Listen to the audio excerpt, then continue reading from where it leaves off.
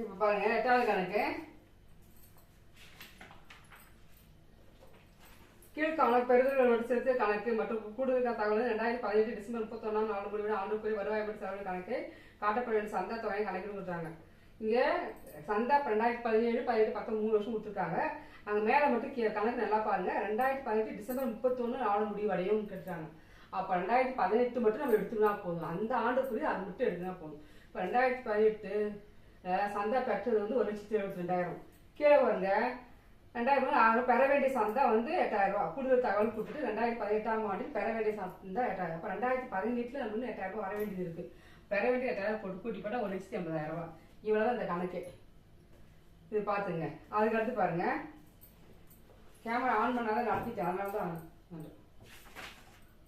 அது 9வது கணக்கு பாருங்க.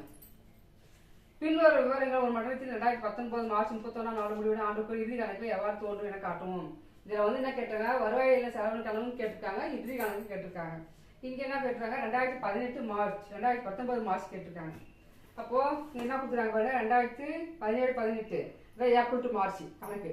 2018, 19 2020 இங்கே கேட்டு 2019 மார்ச் 31 4 முடிவுகள் கொடுத்துறாங்க.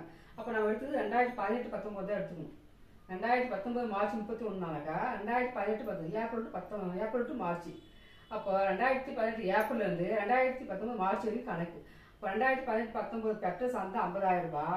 இங்கே என்ன கொடுத்துருக்காங்கன்னா, அந்த மண்டலத்தில் வந்து 200 உறுப்பினர் இருக்கிறாங்க.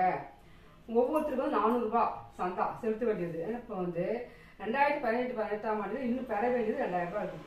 2017, 18 இன்னும் 2,000 பெற வேண்டியது அது கொடுத்துருக்காங்க. இது பார்த்தீங்கன்னா 200 × 400 பேர் 80,000 ரூபாய். அப்போ நமக்கு எவ்வளோ வாங்கிட்டோம், பெற்ற சந்தா 50,000 கழிச்சு 30,000. அப்போ கூட்டுக இன்னும் பெற வேண்டிய சந்தா 30,000 போட்டு 80,000 ரூபாய். இவ்வளோ. அதுக்கடுத்து இருப்புநிலை குறிப்பு கேட்டுறாங்க. இருப்புநிலை குறிப்பு போடலாம்.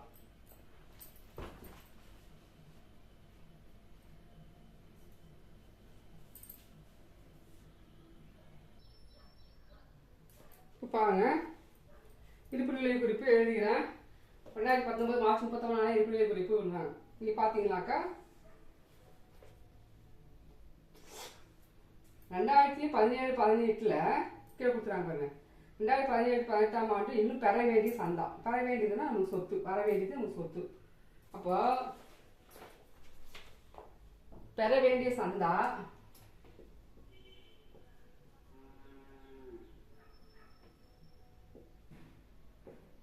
2017, 2018 எவ்வளோ, 2,000 ரூபாய்.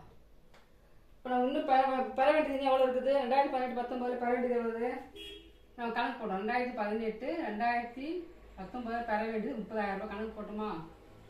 அப்போது 32,000 ரூபாய். பொறுப்புகள் பார்த்தீங்கன்னா நமக்கு வர வேண்டியது பொறுப்பு. இது 2019, 2020 தான் வந்து நமக்கு பொறுப்பு வர வேண்டியது கொடுத்துருக்காங்க. அப்போ 2020, 19, 2020 எவ்வளோ, 5,000 ரூபாய் முன்கூட்டி பெற்றது. முன்கூட்டி பெற்றது வந்து பொறுப்புகள் செயல்படும். முன்கூட்டி பெற்ற சந்தா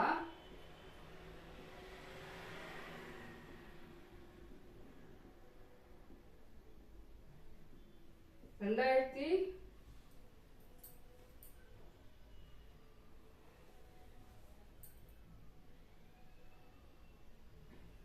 2020